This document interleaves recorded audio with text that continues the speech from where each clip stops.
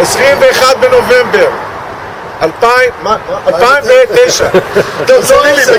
עמי לוי, שחקן חיזוק שהגיע מלוס אנג'לס בדקה ה-90 להערכה.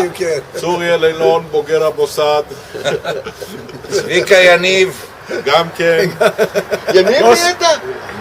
יוסי טבור, המכונה טאובר, הבן של אוסקר. איציק המכונה זנש. יצחק צוקרמן מרחוב הספורט. יוסי הירש ממוריה 32. בנו של הידוע פריץ.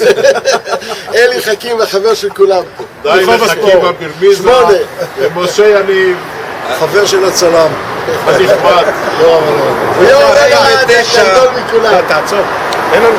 8 חבר'ה על הווייטינג ליסט. צביקה! אז עוד לא קראו לי אנג'מן. צביקה! אני אומר לו, מה קרה?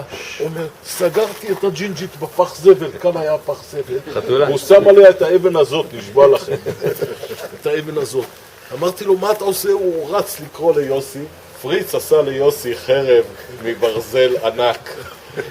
חרב מברזל. התרגשות עצומה. צ'ינה ויוסי באים, אמא שלי לא מרשה לי לצאת מהבית, אני מסתכל מהמרפסת, מהחלון, מגיע לכאן, הם עומדים פה שניהם רועדים.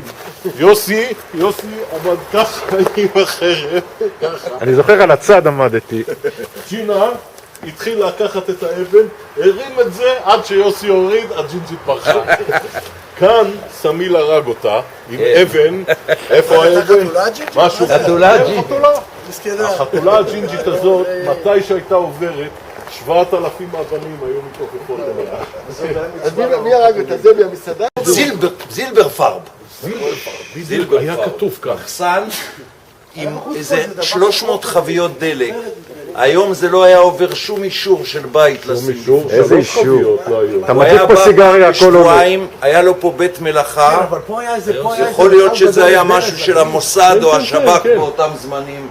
לא יודע מה. אוברולים אולי. צ'ינה, הוא צודק, עמי זוכר שהיה פה מיכל גדול עם ברז, נכון. עם ברז לכביש. הם מפה היו מחברים את זה השד יודע מה היה פה. זה מ-1960 היה הקרב הכי גדול בהיסטוריה.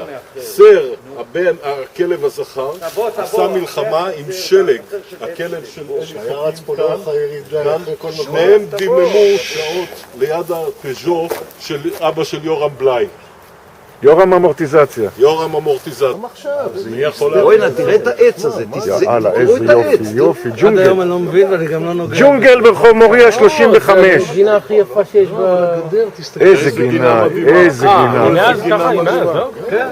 כל הכבוד.